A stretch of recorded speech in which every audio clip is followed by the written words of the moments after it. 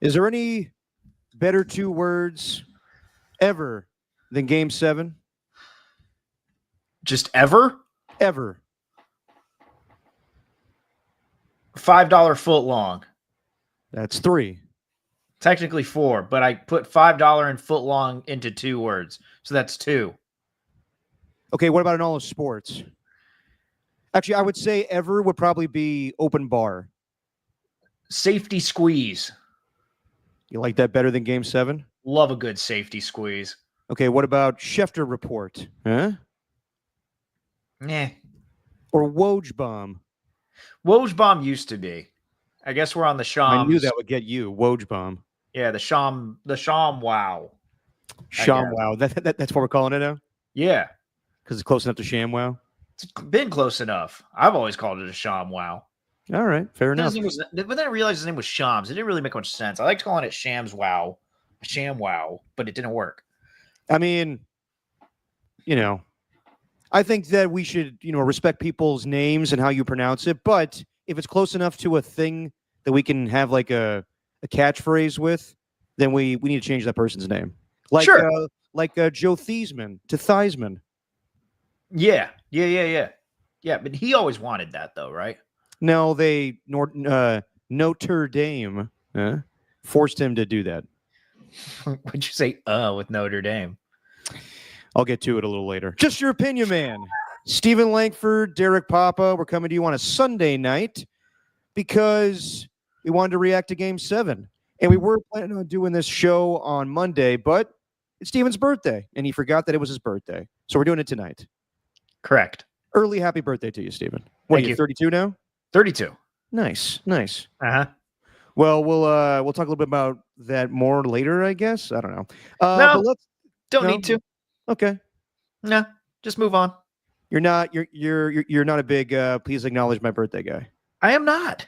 I'm not. I don't know anyone who is, really. When you're in your 30s and on, yeah, you don't want anybody to know about your birthday. Yeah, like going into work tomorrow, I know it's going to happen where someone's going to walk into the studio. Happy birthday, Steve. And then, I didn't know it was your birthday. Yeah. Happy birthday. Thanks. I used to do the Michael Scott where people didn't know it was my birthday. I did this in high school just to fuck with people. And I was like, I know it was your birthday today. And they're like, it's not. Oh, no, sorry. It was, I don't know. You and I shared the same birthday. It's like, it's not my birthday today. Oh, and like a long pause. Happy birthday, Derek. Oh, thank you. Yeah. Just looking for it. Which is a kind of a sad way to go about it. Yeah, a little bit. I mean, there was an entire thing with Michael Scott, just a sad way to go about everything. So copying Michael Scott in any way in life is not really the way to do that. But thinking of Michael Scott, good Lord, watching the NBA Finals in this Game 7 for the last 3 quarters was like watching season 8 through 9 with The Office with no Michael Scott. God, after Haliburton got hurt, that was brutal. Yep. I was going to make the transition with, speaking of sad, I would say Pacers fans are sad right now. And yeah, let's just get right to it. Just your opinion, man. Stephen Langford, Derek Pop. I think I just said that. But regardless, the Thunder just won the NBA Finals, Game 7. I thought that we all kind of, thought they were going to win this game tonight. I thought the Pacers had a fantastic effort in Game 6. What was it, Thursday night? I did not anticipate them winning that game, given everything with Haliburton and his calf strain and him gutting that out and them advancing and kicking the crap out of the Thunder. They kind of packed it in like the Warriors against the Houston Rockets in a Game 5. They knew that they could just go back home and try to win the championship on their home floor. And, tonight's game, I thought that it was going to be really compelling and really fun. And then in the first quarter, Tyrese Haliburton hurts his Achilles. And I think we all immediately knew with him battling a calf strain.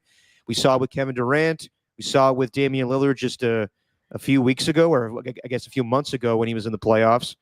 And with Jason Tatum.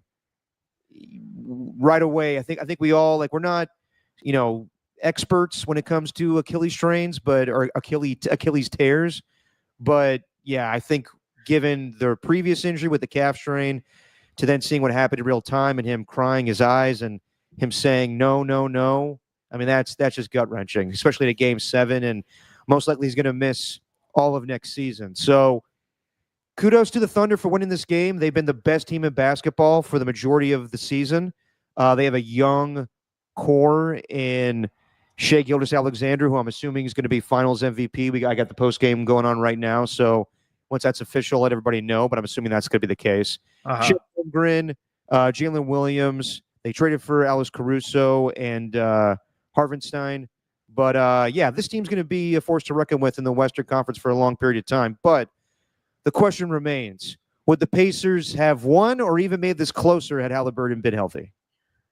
I think the obvious answer to that question is yes, but I don't even think that's a hypothetical worth, going down, because it doesn't matter. Like, Haliburton ended up getting hurt. And even though we're all kind of experts on it now, after obviously what happened to Kevin Durant, but Aaron Rodgers on that Sunday Night Football game, where everyone just sees what happens to the calf. If that calf just does that little bit of pop, that little movement, then you're pretty safe to assume that it's an Achilles injury. And I think it was the same thing with Haliburton. Like, Haliburton knew that this was the risk. He was talking about even going into Game 6 when they were asked incessantly about it, where he said, look, I know the risk and I know my body, and I will consult with doctors and I'll talk to people, and I'll know how much strain to put on it, for lack of a better term. I'll know how much I can go. But he knew instantly. And yeah, that was just, even though that type of thing can happen, seeing it go down like that after he just made a miraculous 3-pointer where you missed one, you get the rebound, goes back out to him, and then he makes another 3-pointer, makes it his third 3-pointer, and whatever it was, like the first 4 minutes or 5 minutes of the game, you're like, oh boy, Haliburton's on a heater right now, and he's talking to the crowd. Like, you're thinking, oh shoot, Thunder on the ropes here, but it ended like that. It doesn't make it any less devastating. It doesn't, even though you kind of expected it, it doesn't make it any easier to watch. That was just tough. Seeing his reaction was worse. Not just the injury and think about what happened with the series, just seeing his reaction. That was what made it 10 times worse than it already was. Yeah, I mean, it was difficult to see him, pound the floor and basically cry and kind of like scream, no, no, no, no. And you can kind of guess what he's thinking in that moment. Not now. Not right now. I'm on a heater right now. It's Game 7, and I've had an amazing playoff run, and this team has been amazing, but I've had my moments where I've been so clutch, and then to walk on one leg off the court with a towel over your head to cover your tears. And I mean, I will give credit to the Pacers in the first half. They had the lead at halftime, and they were staying in this game. And I think it was a little bit of the Pacers not backing down. They haven't backed down this whole playoff run. They went into Cleveland and went up 2-0. They went into New York and went up 2-0. I don't think they were intimidated by the moment, especially before the game started either. Yeah, I'm with you, Steven. Had Haliburton been healthy, I think this game would have been closer. I can't say 100% that the Thunder would have won this game, but it gives them a better chance. It probably would have been a more memorable Game 7. Well, this game was fun just for the spectacle of it, of a Game 7. We haven't had a Game 7 since 2016, and unfortunately, we remember that well because the Warriors lost to the Cavaliers, and I don't think I've ever went into detail about that night. Maybe I'll do that later about how unprofessional I was covering the game for 95.7. I think we have with JD back in the day. We talked about it.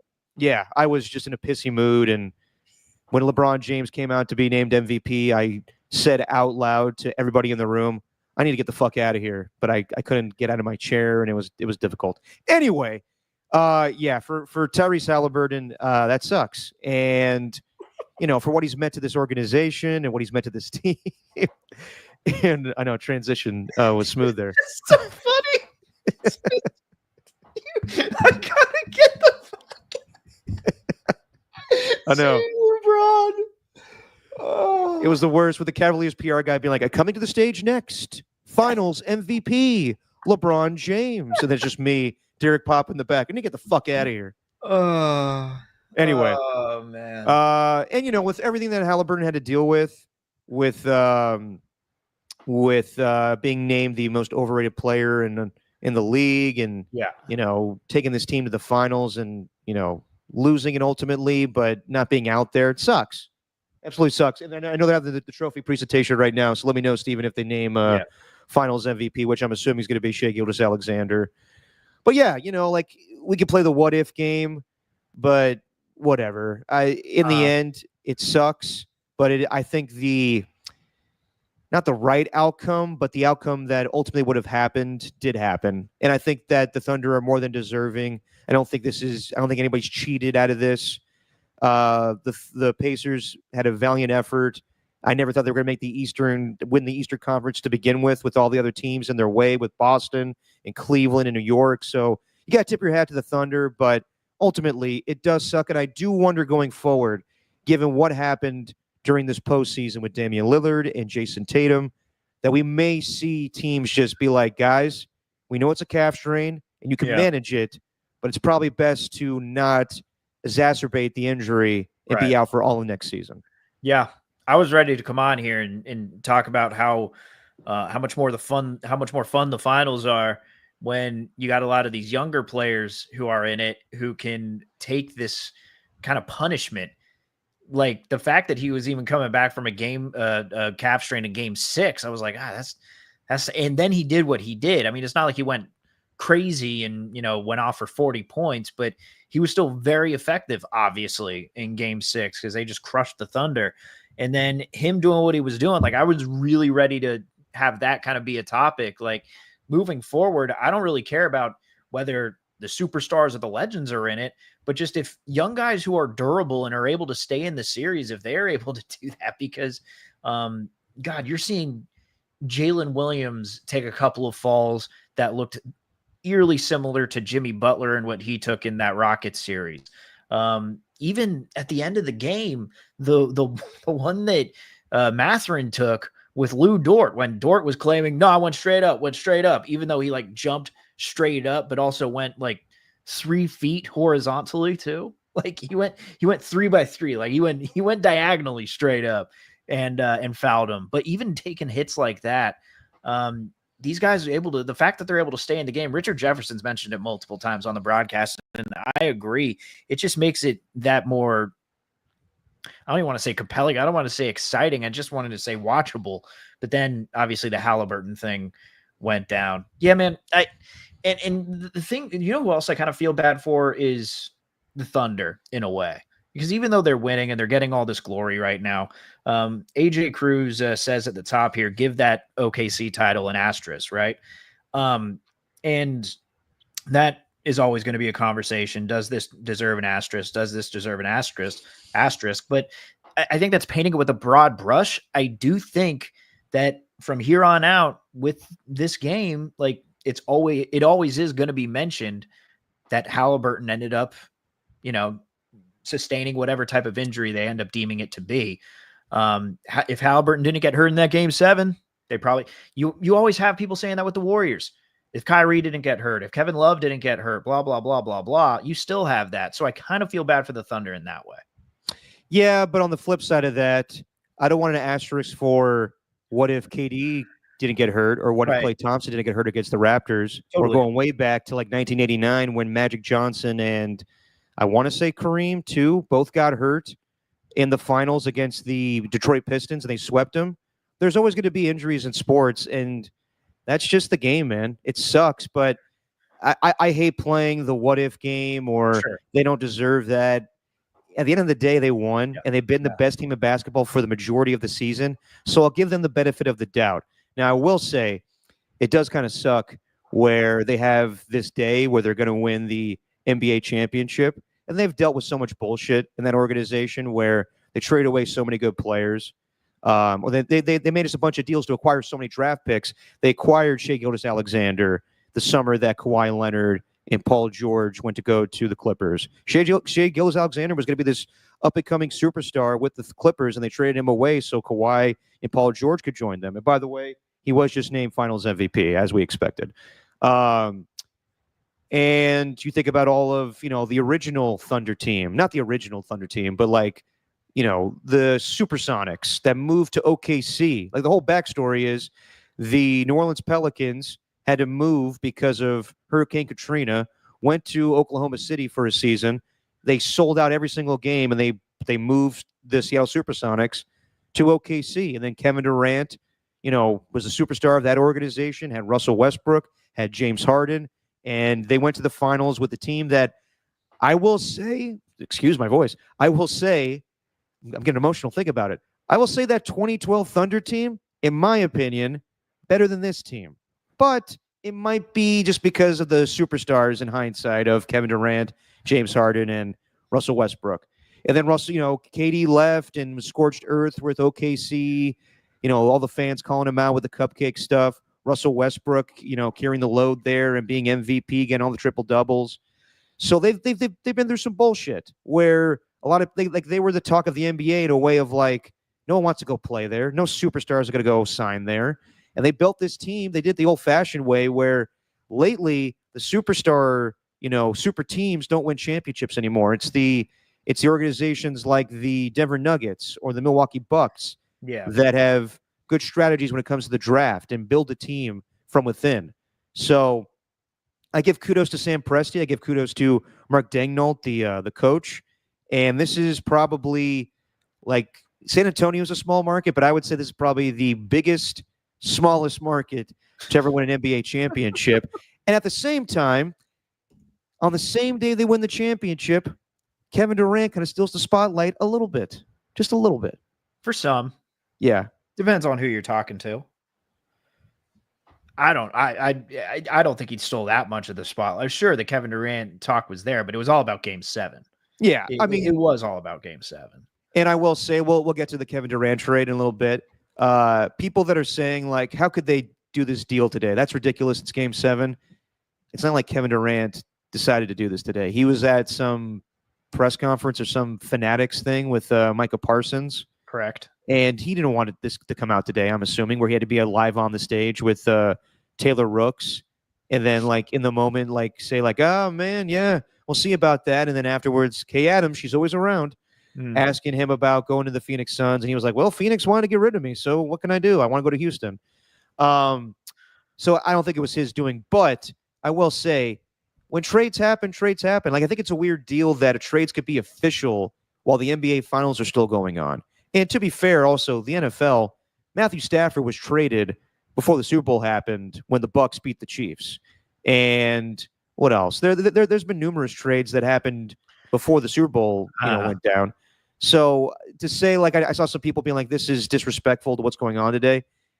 Yes, but also, like, I was like that back in the day. Like, I remember before the NFC Championship game, it was announced that Tom Brady was retiring, and I called out Schefter and another reporter, I forget his name. And like, why are they doing this today? Why aren't we focusing on the games? But that's just the business. So I don't care too much about that. But I will say, before Game 7, what do you think of Rick Carlisle getting into this whole thing of OKC's having their championship parade buses? Hang on, and using that as motivation. You went through a lot there. Let me just respond to one thing. I don't think the 2012 Thunder team was better than this current one. You don't think so? That's all I'm going to say. No, James Harden wasn't James Harden. James Harden was a bench player. Yeah, he was a sixth man. Yeah, he was a sixth man. Thabo Sefolosha was getting minutes over him. So I personally don't think that. And the Rick Carlisle stuff. What? Just that he kind of said he'll be taking notes of the Oklahoma City painting their team buses for the parade. I thought that was a little ridiculous. Like, unprompted, he brought that up and said, all I'm thinking about right now is that I walked through the locker room or whatever, like the tunnel, and I saw that Oklahoma City already has their parade buses ready to go. And I was like, okay.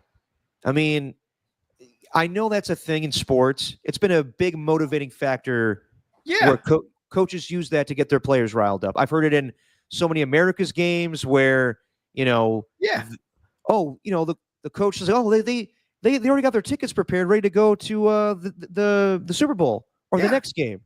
I know coaches do that. I get it. But it's Game 7. It's Game fucking 7.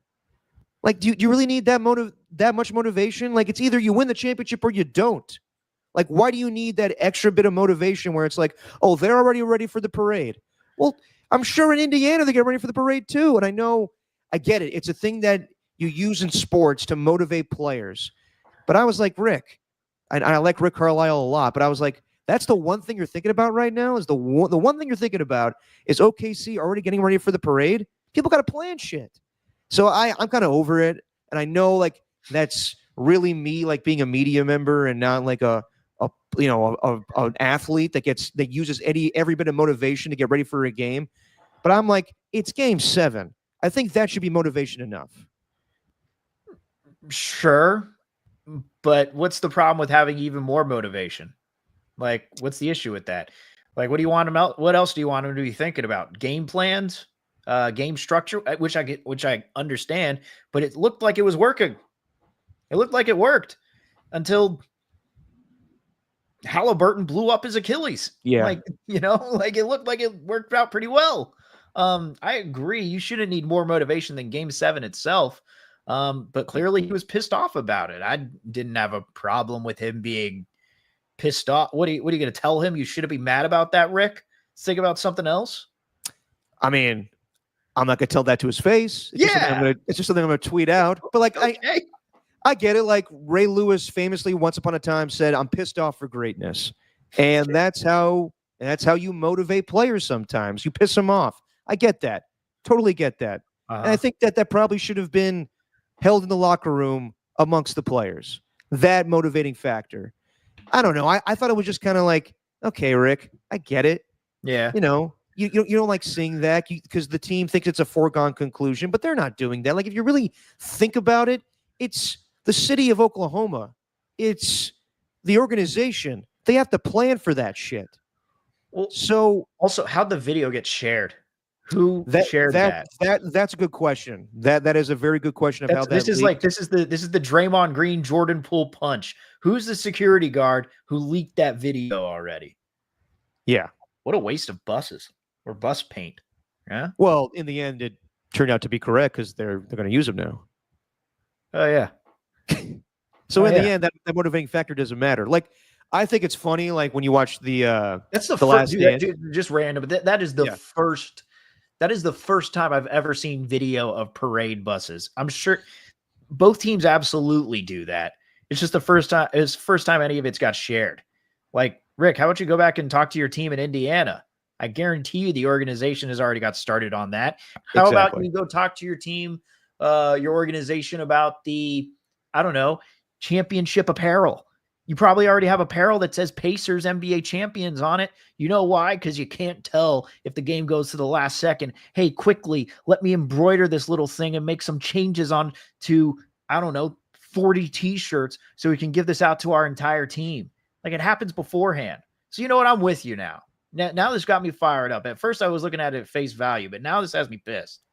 See, there you go. Now you're coming around to my side. And I get it.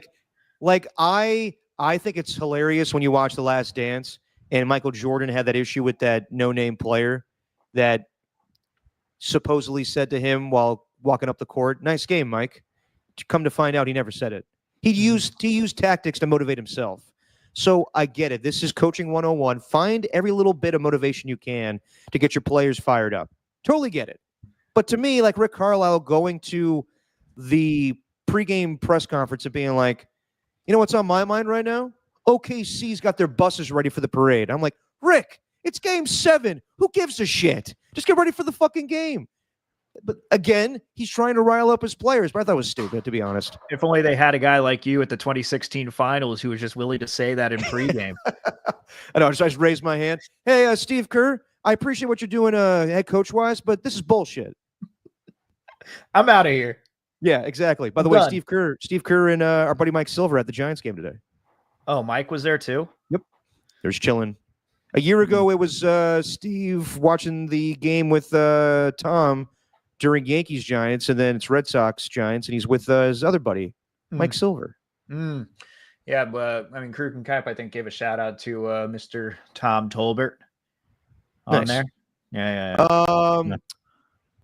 But yeah, you know what? And let me say this with the Pacers, man. You know what also sucks about this is when really thinking about it and what they've done, whether it was against the Bucks, the Knicks, the Cavs, you already mentioned the Tyrese being voted the most overrated player on that athletic player poll that gets released annually just before the finals to, I guess, get people riled up or whatever. Or not during the finals, but before the playoffs. With all that combined, though, with them having at least one of those comebacks that you could put in historical context, having at least one of those in each series, having that big of one against the Knicks, they did it against the Cavs, they did it against the Bucks, and for them to get all the way to the finals with their superstar, the most overrated in the NBA, and to have him overcome a calf strain to where you blow them out of the water in game 6 and you force a game 7, and to have a lead like you did and for it to come up short, that makes it even worse. Like, I don't know. I'm not trying to be hyperbolic or anything, but with all of that combined, like, that's one of the most unique finals runs that have happened in recent memory. And it's not like they just got shellacked in the finals either, like we all thought they were going to. Like, they forced a game 7. It's hard for me to imagine that we'll see as unique of a finals run as we've seen, just because of how they were like perennial underdogs with every series. So I just think with all of that combined, I don't know if we're going to see one like this. I'm not going to say ever again, but we're not going to see one like this for a very, very long time. I was even shocked that we haven't seen a game 7 in the final since 2016. My God damn, it's been 9 years since the NBA finals has been forced to a game 7.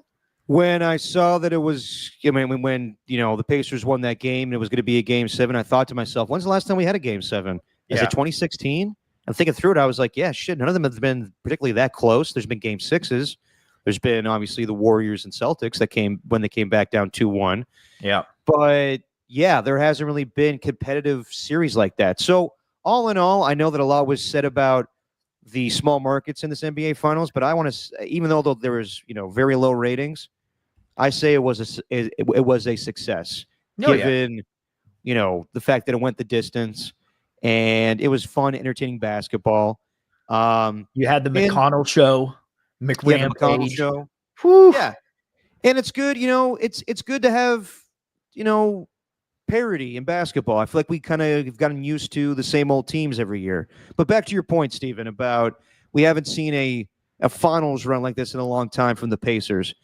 Would you say the Heat was kind of unique in the fact that, like, even during the bubble, they were a 5 seed and got through some big teams. And then just a couple of years ago, they were the 8 seed and got to the finals. Lost both finals, obviously. And also very similar in that Jimmy Butler may not have been the best player in the NBA, but he was the best player of the postseason. Like, it was his postseason each time they got there. Yeah. But I could, you can make the argument with that. And just the fact that, they kind of beat the juggernauts of the East, where Giannis was that way back in the day, but still beating Giannis in the first round, that's impressive. And, beating the team that I guess were the Eastern Conference equivalent of OKC in the Cleveland Cavaliers, to beat them, what was it, the 5-game series? I mean, pretty handily too. That was impressive. And then to beat the Knicks, they're running high off of the Celtics series. Pretty impressive run. And I would say, like, in recent years, the Eastern Conference representative has been kind of the team that's gained momentum in the playoffs. Something you don't see in basketball. Like, usually it's, the top seeds. In baseball and football, wild card teams gain momentum. Rarely in basketball do we see that. Yeah. So very impressive run by the Pacers, but you gotta give all the kudos to the Thunder for where they were at the beginning of the season to where they finished. We all thought they may finish as the 1 seed in the Western Conference. And we wondered if the Warriors could challenge them during the playoffs.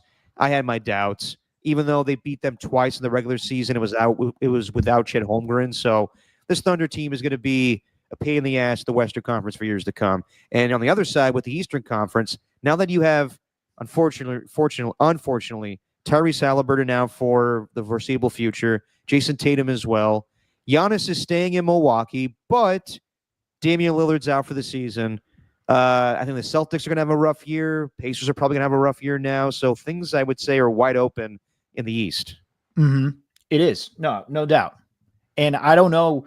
the East is just really up for grabs. Like I think that's maybe why the Magic were willing to make that trade for Desmond Bane, because they saw an Eastern Conference where they're like, look, this may be giving up a lot for a guy who hasn't even made an all-star team. But if we can get just one more shooter, just one, just to pair up alongside, Franz Wagner and Paolo Banchero, then maybe we got a shot at this. I still think the Knicks are in pretty good standing, though I think that's going to be, they're going to be a big question mark moving forward, whether they can win with Jalen Brunson as the superstar. Cavaliers are going to be without Darius Garland for a little bit, but I think they'll be right back in the fold too. So you're right. The East is wide open. It's only going to come down to a handful of teams, but what's even crazier about this run, just to go back to the Western Conference for the Thunder, they're showing no signs of slowing down. Like, have you seen their future for the draft? They can either obviously use these draft picks and pick up whoever they want, but they have 2 first-rounders this year in 2025. One of those picks is coming from that trade that they got from Shai Gilgeous-Alexander for Paul George. One of those picks is from the Clippers. Jesus, still? Yes. In 2026, they have 3 first-rounders in 2026. And then they have 2 more in 2027, and then 1 in 2028, 2 in 2029. So they got 1 at least for the rest of the decade, at least 1, probably 2. And a couple of those are protected. So if they do happen to, I don't know, if they happen to just crumble and land where they get a lottery pick where they're like 1 through 4 or 1 through 8, then they'll have to give those up because those are protected. But they got draft picks for days, dude. So they have a chance here to not only lock up their players, whoever's going to be, eligible for the max or the super max or whatever crazy contracts the NBA has nowadays. Not only are they able to do that, but they do have the picks that they can use as assets for a possible trade to make their team even better. So yeah, their future is pretty much set. And I think this championship, of course they expect to win it, but they might even be ahead of schedule. Like, you were using up your last draft pick from the Shai Gilgeous-Alexander trade this year, and you already won the championship. Yeah. I mean, they could go on a dynastic run here like we saw with the Warriors, where I think at some point Shai Gilgeous-Alexander will exceed Jason Tatum as the highest paid player in basketball. Yeah. They're going to pay these other guys too. In, Jalen Williams and Chet Holmgren will get a contract, and yeah, they can, keep resetting with draft picks. So it's going to be a strong run for the Thunder for years to come. Dude, listen to this pick from 2029. Okay. They got one from Denver, and listen to the conditions here. They get a 1st-round pick from Denver in 2029, only if, and at least 2 years after Denver conveys a potential first-round pick to Oklahoma City, then Denver's next potential first-round pick to OKC protected for selections 1 through 5 in 2029 and 1 through 5 in 2030. If Denver has not conveyed this next potential first-round pick to OKC by 2030, then Denver will instead convey its 2030 second-round pick to OKC. What? It's so confusing, man. To put that in layman's terms, the Thunder are going to just be good for a while. Correct. Jesus. That's just a 1st-round pick in 2029, Derek. And that makes me wonder if the Warriors can do anything this offseason or next offseason to really capitalize on the last 2 years of Steph Curry's career with the Warriors. I don't know right now. I really don't. And we'll find out what happens with Jonathan Kuminga. But they'll retool. They'll add some players. But the key is this team is really fucking young, and the Warriors are not. So I don't know how they find a way to beat this team. I really don't. But we'll talk more about that as the offseason progresses. Just real quick, though, during the broadcast, did you notice that at the halftime segment that Stephen A. had no idea that they were doing a quick one, and he kept talking and talking, and then they just went to break? It was the best. Oh, it just made me laugh. Where I'm like, there's no way. I don't know how this is going to work with inside the NBA. Where like they have to find a way to give them more airtime because the halftime show's so quick. And Stephen A is like, here's the deal: the Pacers are still in this game without Haliburton, but OKC's letting them stick around. And I don't think it's. And then like you hear NBA on ABC halftime. He's still talking. And it's hard for them to get, a word in because they're so limited on time, but they want Stephen A to talk so goddamn much. It would have been nice to hear a little bit more from Bob Myers, to hear what he went through during the finals when KD ruptured his Achilles or Klay Thompson tore his ACL. Instead, we got Stephen A stating the obvious to us. It's supposed to be 1, 2, 3, not 1, 2, back to 1. Exactly. Yeah, dude. The halftime show's been a mess. Like, I don't know. I don't really want to call out broadcasters or anything. I just think the entire broadcast as a whole left a lot to be desired. And I know we're not getting into a whole conversation about it, but it seemed all Stephen A had to offer was that if OKC doesn't play better, then they are going to lose this game. Exactly. That's pretty much all he said in the 3 different segments that they had. Bob, it sounded like, I think it was Kendra that went to Kendrick, that went to Stephen A, then it went to Bob. And when those two are trying to talk about how OKC didn't have enough firepower, then Bob's like, well, okay, but this Pacers thing with Tyrese Haliburton, it is just heartbreaking, blah, blah. It was just so discombobulated. And I don't know, what needs to change. I don't know if they need to somehow put more commercials on the front and back end as opposed to keeping it at halftime. But when you're watching TNT, it feels like those guys have forever to talk. I mean, Kenny the Jet Smith has enough time to, run his way back to the screen. And then you're like, oh my gosh, look at his knees. And he has enough time to go back to the screen and do his little breakdown. You don't have enough time for any of that on ESPN. It is so weird, man. I don't understand what they do differently. It just, they don't go to commercial break as much, I guess. They have more ad revenue than TNT. Yeah. So while TNT has more time for the analysts to do their thing, ABC and ESPN want to get those ads in. It's difficult. I'd rather hear Bob Myers, go through his perspective of losing a star player through the NBA finals and injury instead of Game 7 we lost and I ate a grilled cheese. Right. I need a little bit more from Bob. And not to say that that's Bob's fault. It's just they don't give enough time to talk. Yeah, I was really hoping Stephen A will work in some solitaire puns, Shai Gilgeous-Alexander's the king of this team, but Jalen Williams is the jack of all trades, and they all need to follow suit. That would have been really clever on his part, but I don't think he's that clever to make fun of himself in that way. Yeah, I know. I know, but he's too busy going from show to show, and he's got to worry about his podcast having Candace Owens on there. Isaiah Hartenstein's a diamond in the rough. Yeah. They don't have no heart. Do you think you think on First Take tomorrow they talk more about the finals or KD getting traded? I think you're going to talk more about what Justin Fields' future is with the Jets. No, that'll be on Get Up with Mike Greenberg. I've seen that this week, dude. It's been bad.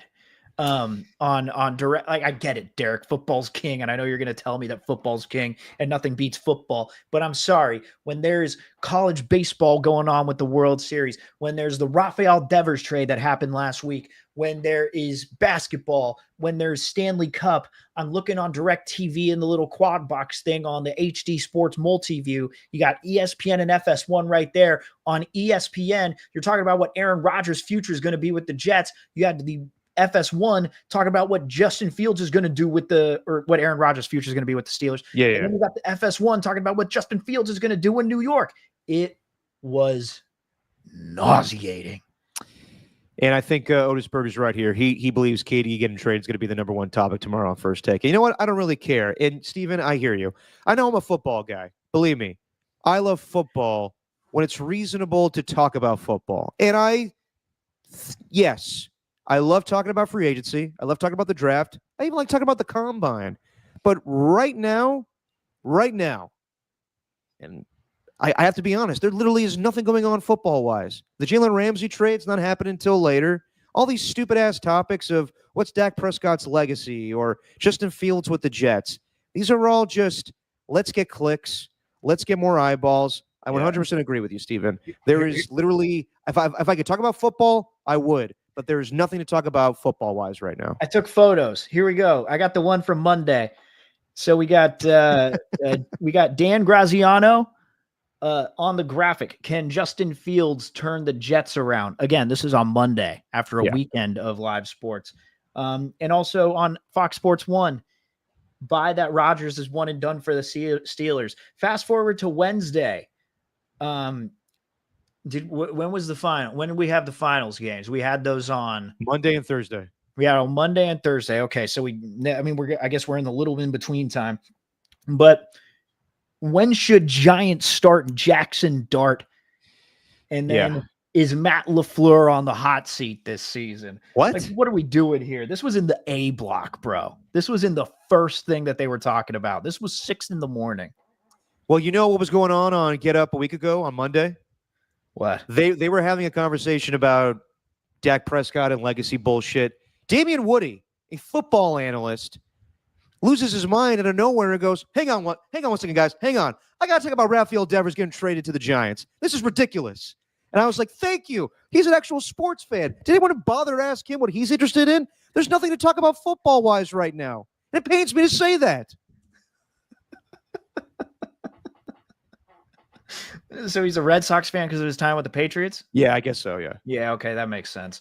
Yeah. It's tomorrow. It's probably going to be a good mix of both. They are absolutely going to throw out they're absolutely going to throw out the first question that you asked, the hypothetical, like would the shoulda, coulda, woulda, had if Haliburton wasn't hurt, would they have won? Yeah, and they're probably going to put some like corny pun on top of it, as First Take always does, like Haliburton or Haliburton. I don't know, something stupid. That's not bad.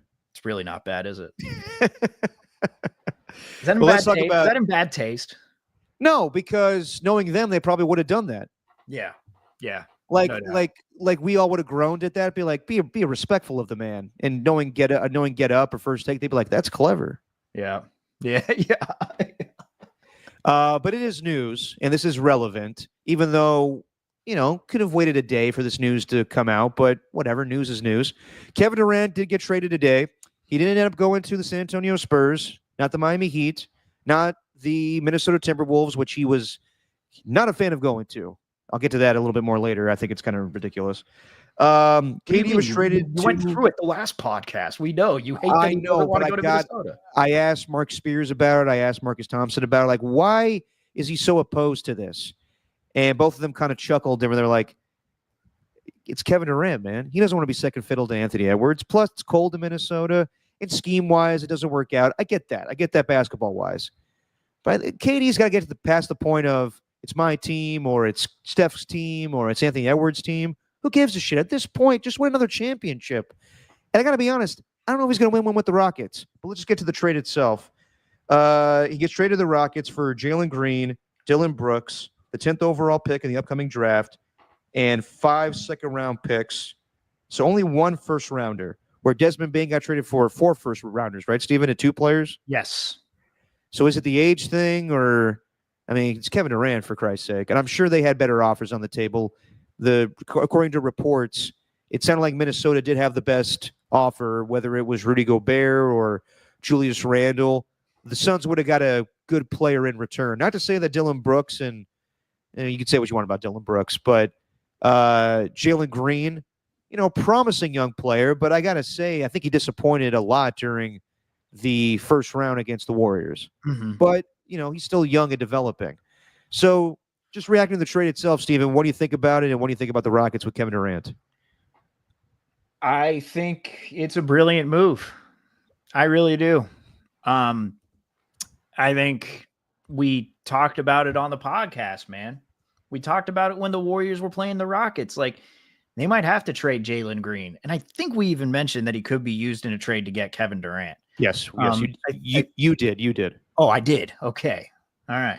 You could have taken credit for that too.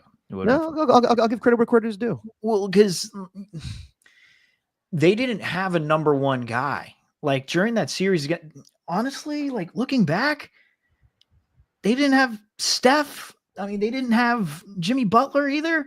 Like, they should have probably won that series had they had just one guy who you can get the ball in his hands. He puts it on the floor and he actually goes and gets a bucket.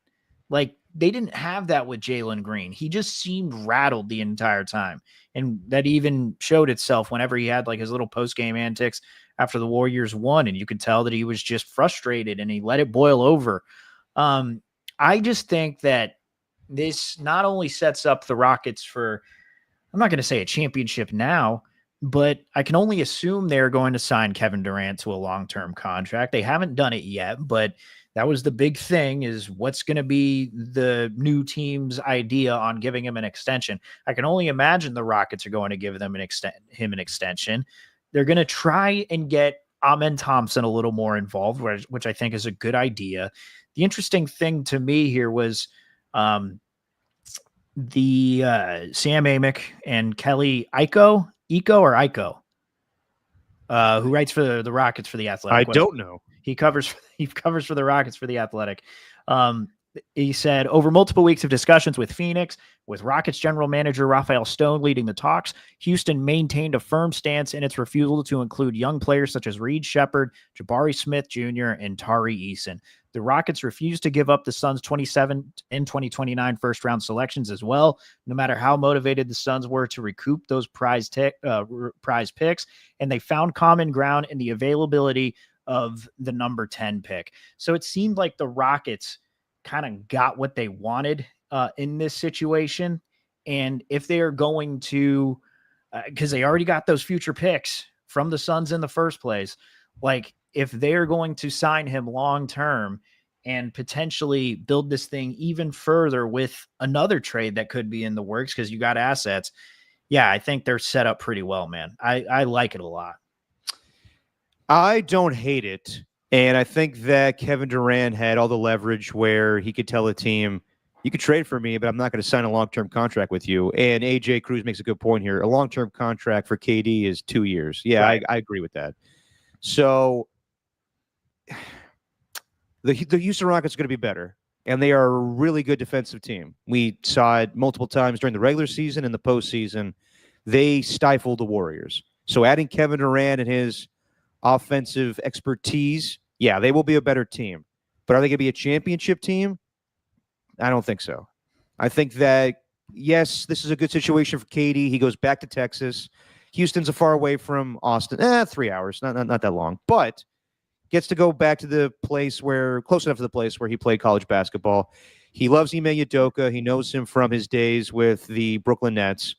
But this is a very young team, and I don't think KD's ever been the old veteran for a young team. And I think he's going to get frustrated at times. Even though they will be a good team and they were the number 2 seed in basketball, I do think he's going to get frustrated with them not playing the style that he's accustomed to. Like, he's been so used to playing with teams where the players were on the same level as him, I guess age-wise, with the Warriors, with the Thunder, went to the Brooklyn Nets and created his own super team with Kyrie and James Harden, then went to, the Phoenix Suns to play with Devin Booker and Bradley Beal. He's playing with a lot of young guys that are in their early 20s, and he's in his late 30s. So he's going to have to carry the team offensively at times, I believe. Ahmed Thompson could develop to be a better offensive player. Alfred Şengün could be that guy too. We saw him in the post against the Warriors. So I guess the starting lineup would be, I guess Jabari Smith gets put in. Yeah, dude, there. I got it right here. You got Fred VanVleet and Amen Thompson, who would be your guards technically. Then you got Kevin Durant, then Jabari Smith, and then you got Alperen Şengün. So you got a big team. And then you also got Steven Adams coming off the bench too. Yep. And they just signed him to a contract extension. So it's a good team. Is it a great team, though? I still like the Thunder and the Nuggets and a lot of teams in the West over the Rockets right now. Yeah, well, with what you were saying, though, like how guys haven't played on the level of Kevin Durant, the guy you're going to need to see take the biggest leap is Jabari Smith. He ended up losing his job to Amen Thompson like this season, and we obviously saw how effective he was in the playoffs. Like, I think you're going to need Jabari to take that next jump, because even against the Warriors in that series, he wasn't all that effective. Like, he's there. He's he's a presence, but he wasn't really doing much. Right. Not that I remember. It fairly kind of just like floating a little bit, kind of he might have an impact here. Like there was that one where, God, what was it? Was it game? I think it was game 6 where he just like kind of had that redirect corner 3 or something like that when the Warriors, it looked like they were kind of threatening. There were big plays like that. So he had his moments. Again, that's a very specific play and one I just randomly remember. Yeah. But like he's going to be the guy I think that needs to kind of get on the level because Fred VanVleet is on that level. You're not going to have to be on him to be the number one guy. Şengün's only going to get better. I think Amin Thompson's on his way to being a superstar, honestly. I think that guy's so good. He's just so athletic. And I thought that was bullshit how he got treated after the Jimmy Butler injury. Yeah. And so I think they're on the right track. Again, I don't think they're going to be a championship team this year because you got so much in the West.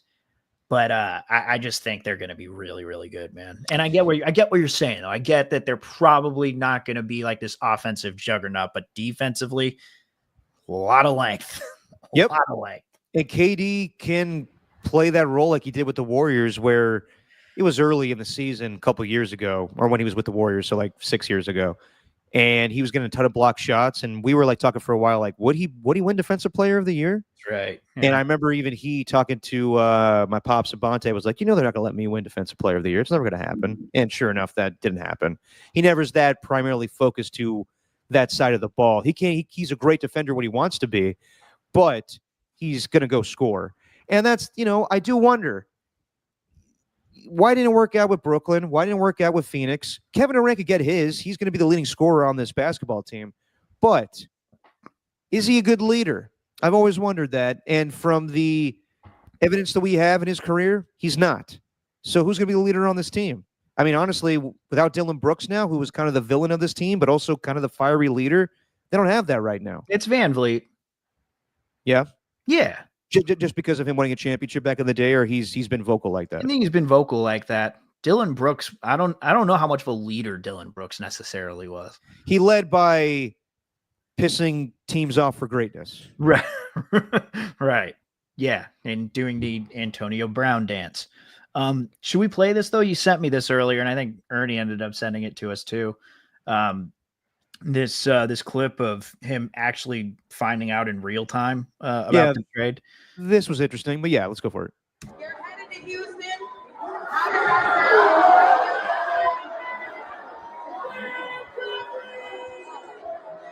We're gonna see, man. We're gonna see what happens, man. We're gonna see. We'll see what happens, but I'm excited. Great young core, great coach. I think KD would be a great fit there. A lot. Oh, he's smiling. He's happy about the trade. He like if it was either San Antonio or Houston, which were his ideal spots. He's smiling, but I can only assume, just because he usually is, I would assume that he was stoned before this event. And I can't imagine having like a major life change be announced in front of an entire group of people as you're getting interviewed, and then to have that news just publicized throughout, knowing that it was going to be the big news around the NBA. Yeah, I mean, if you're in that frame of mind. Was it the interview with David Letterman when he was like, I get high all the time. I'm high right now. Right. Like that just get me out of there. That would freak me out. But but hey, man, he'll have a good time in Houston. A lot of good strip clubs in Houston. Hot as shit. It's just funny to me, like every player of that Thunder team, like, well, not every player, but the big three, James Harden, Russell Westbrook, Kevin Durant, were all in Houston at one point. And now KD goes there without those two guys, and now has his own team. And even if he does win, I don't know how much credit he'll get. Like, I think Stephen A will still clown on him, but I think at this point he just wants to win. He wants to go to a playoff team and be the difference maker, and he will. I wouldn't be surprised if this team goes to the Western Conference Finals, but I can't see them actually beating the Thunder or the Nuggets or any of these other better established teams of the Western Conference right now. So, while I do think it's a good move for Houston, I have to say I do think that KD missed an opportunity playing with Anthony Edwards. Sure. I really do. And I think that could have propelled them to being a championship team. I think that Anthony Edwards is a dog, and he could be the fiery leader where Kevin Durant doesn't need to be that guy. But even though he's 37 or going to be 37, KD is still focused on, I got to be the guy. Sure. I got to be the guy. And that, I'm like, at this point, I'm like, Steph doesn't have that ego. Yes, he does a little bit with Jonathan Kuminga, but like it's the right way to go about things. With KD, it's like you could have been great with the Minnesota Timberwolves. I honestly think it's a missed opportunity. Well, I mean, Jordan Poole got ran out of town too, and yeah, well, that sounded more like Clay being jealous of Jordan Poole. Yeah. Another thing we haven't really mentioned, this is just kind of a side thing. Like you said that he doesn't want to be second fiddle to Anthony Edwards. He doesn't want to be in Minnesota. Well, another thing like that was pretty prominent in this article is that he has a really good relationship with Ime Udoka. And after Udoka got that extension because he was an assistant with Brooklyn back in 2021 for 2 years. So I think that relationship had a lot to do with it. And it's funny because you look at this video from Fanatics Fest where he's trying to convince Micah Parsons to go play for the Commanders. And he's like, come on, man, we got Dan Quinn. Like Dan Quinn, that's all I know over there, bro. He's like, that's all you need, man. Just Dan Quinn. Yeah. And then you think, oh, well, he wants to go to a place where he knows the head coach. That's maybe all he needs. And maybe that's what his thinking is as an athlete. Like, that's all I need right there. Well, that's the reason you wanted to go to Phoenix to play with Monty Williams initially. And then Monty Williams was fired right away. See, that's what you get on just your facts, man. Boom. Connection. There you go. Boom. Like the New York Times. In what way? They have a game called Connections, I think. Oh, do they? Yeah. Okay. Yeah, we're just like them. Yeah, we're creating threads here. It's another New York Times game. And the thing we always do on Just Your Opinions, man, on the weekend edition is we do Jackass of the Week. We don't need to do pop culture catch up because I didn't really watch anything new this week, unless you did, Steven. Did you? I watched that movie Novocaine. Oh, how was that with Jack Quaid? Yeah, entertaining. Entertaining? Okay. Fun little movie, man. You know what? You're not gonna feel like you wasted a couple hours of your night watching that. It's fun to just sit back, have a brewski, watch a little Novocaine. Don't take any Novocaine though, because you fall asleep. Yeah. Mm-hmm. And isn't that like primarily like what you get at the dentist office? Yes. Okay. Like a drug on the street, like, hey, I need that Novocaine, baby. Yeah. I've been actually on a weird Paul Thomas Anderson trip. So I watched Boogie Nights the other night. Wow. Still holds up. Wow. Great movie. You're on that PTA trip. Some people go on that PTA trip. Dude, I thought about going on a PTA trip the other week. Yeah. I really did. I was like, I need to watch more of these movies. I was going to start with Hard 8. Saw Hard 8 years ago, probably his more gangster movie. Really, really well done. But no, the reason I am going down this road because I saw the trailer again for that new movie he's doing with Leonardo DiCaprio, right? Which seems like the most, I guess, commercial movie he's doing, or maybe not. But then I was like, I haven't seen Boogie Nights in a while. I'll probably check out Magnolia too. That's a really good movie, really long. Punch Drunk Love is awesome. Only like 90 minutes with Adam Sandler. Yeah. There's also a lot of them I haven't seen, like The Master or Inherent Vice or Phantom Thread. I've seen There Will Be Blood. No one can tell me otherwise. I think it's a comedy. I consider it a comedy because I think it's just Daniel Day-Lewis acting like a fucking crazy person for 2.5 hours. Like the scene where he's like, the guy's like, hey Daniel, how's your deaf son doing? Excuse me? How's your deaf son doing? I'm gonna come to your house in the middle of the night and slit your throat. Jesus, I just asked you about your son. Like the whole movie's just comical to me. I drink your milkshake. Anyway, yeah, that's me pop culture catch-up wise. What's your favorite line, man? You said that like 13 different times. I know, but like it's just so ridiculous. Like the ending of that movie is he beats a guy with a bowling pin and says that over and over and over again. You can't tell me that movie's not a comedy. No, I wanted to do Jackass of the Week. Steven, do you have anybody in mind?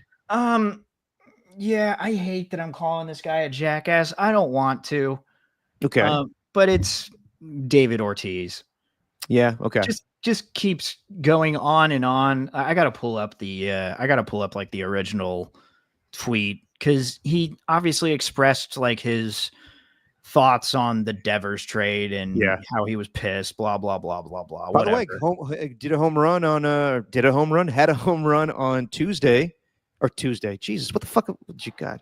Yeah. Had a home run on Saturday afternoon, and the Giants won 2 out of 3 against the Red Sox. There you go. Big game today.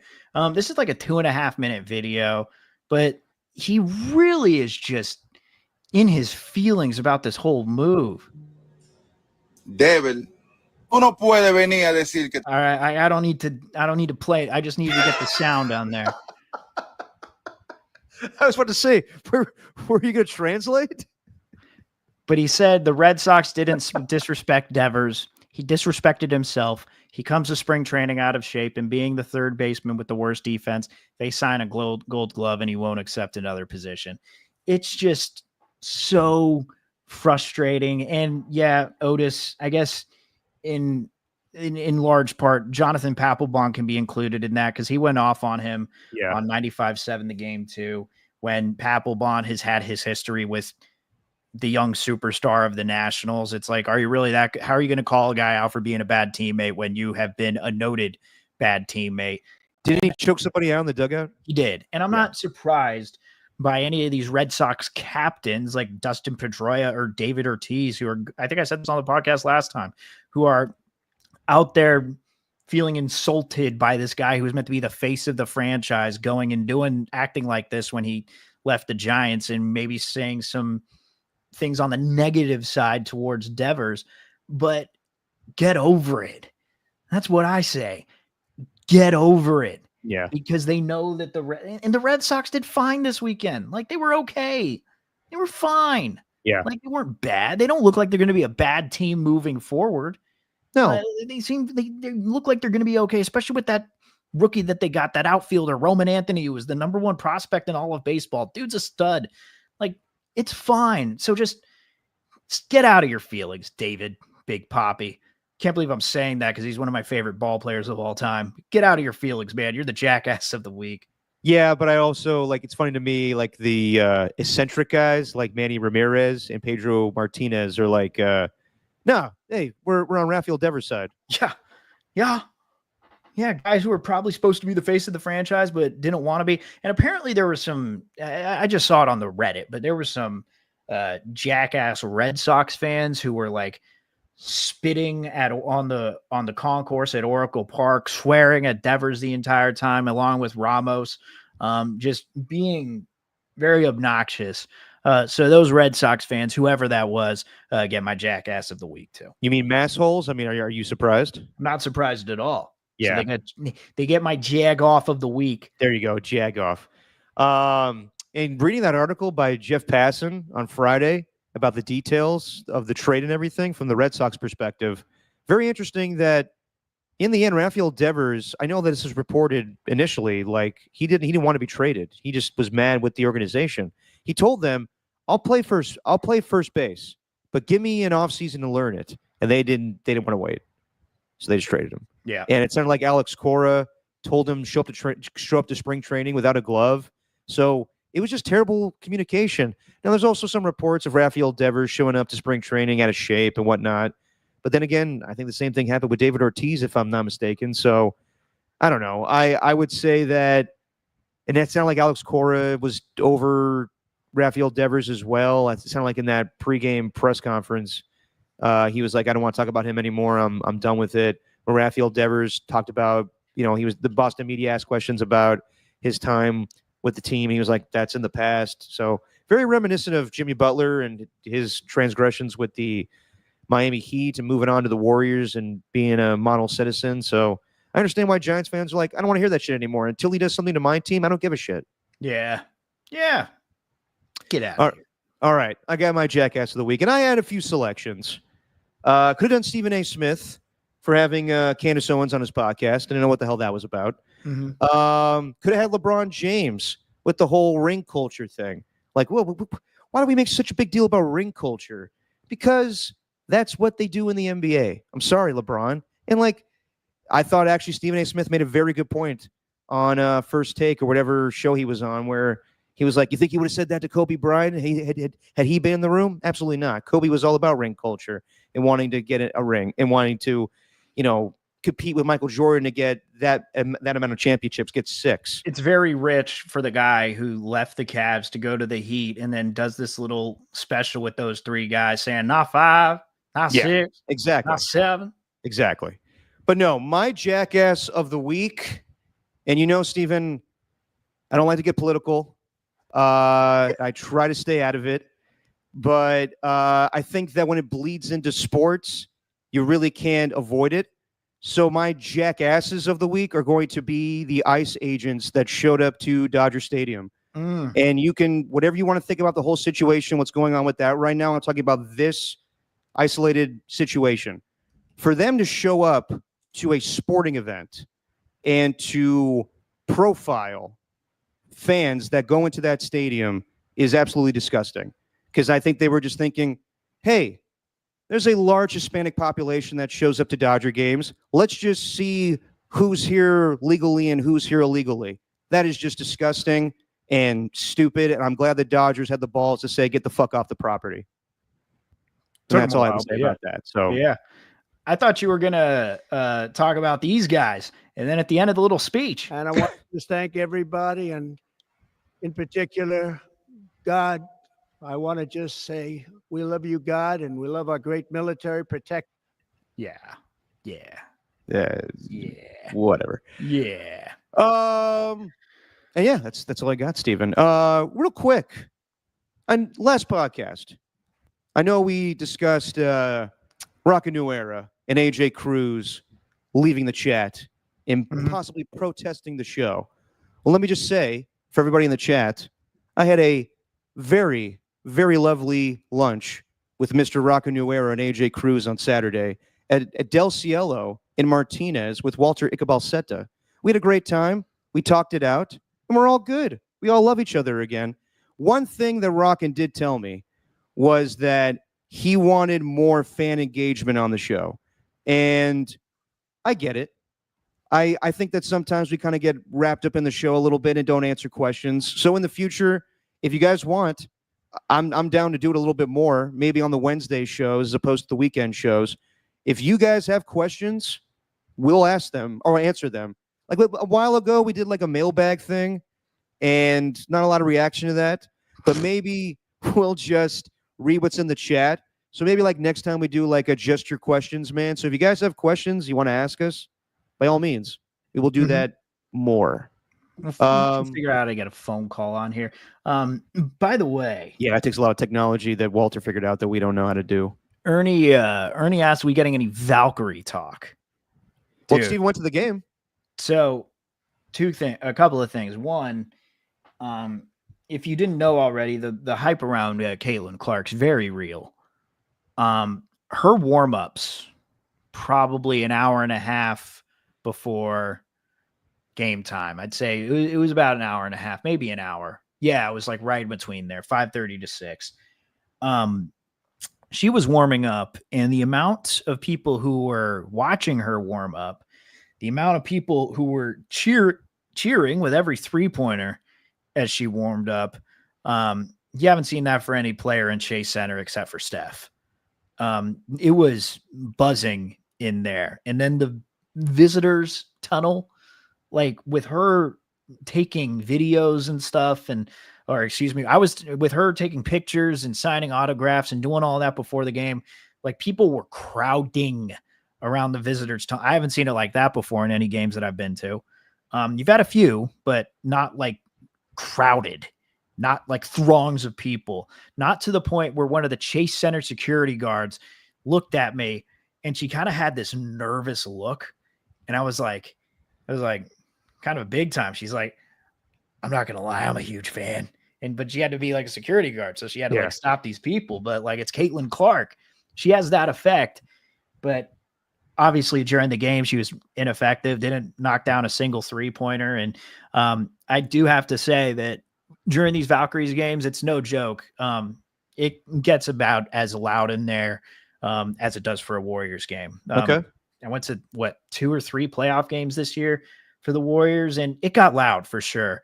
But it feels like the Valkyries was just on another level. And in this idea of like when you watch Steph or Jimmy kind of feed off the crowd. Like they were doing that exact same thing. You could see it. You could see it with every shot. It's like they wanted not only to knock down one shot, but to knock down the next one because they know the crowd's going to go just as crazy. Then they ended up crushing the Fever, even though they've had several players go international. So I highly recommend anyone gets out to a game because it is loud. It's a lot of fun. So I do recommend it. But I'll say this.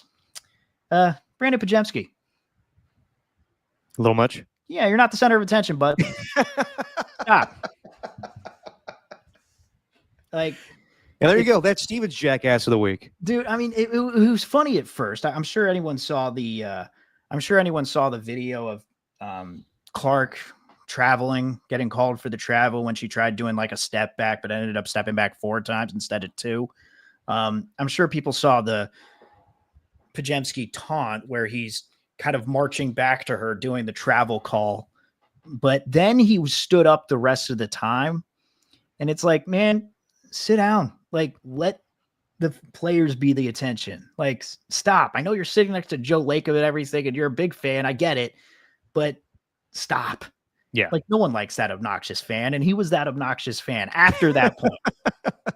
He was, and he's only 22. He's 22 years old, so I get it. He was hyped up, but it's like, come on, man.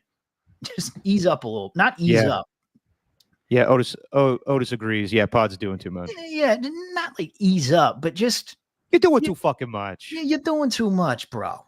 You're doing too much, Pods. So yeah, no, I get it. That was my overall takeaway. And if I'm not mistaken, they crushed the Sun tonight. So, boom. There you go, Valkyries. Nice. Mm-hmm. Yeah, I need to find a way to get to a game. Wow. Like probably can get a credential easily. I saw the Master of Vibes there. I saw the bringer. Oh, my guy Vibes. Austin Scott. He's a big Valks guy. Big Valks guy. That guy's all over the place. I mean, I did the double dip. I did the Giants game on Thursday afternoon, and then I went straight to the Valkyries game right after. Oh, you mean the Terry Francois 2-step? I was exhausted. I bet. I was exhausted. But bro. you best believe Austin Scott was there, and he had all the energy for both games. Austin was there both times. He's like, Langford, you're grinding.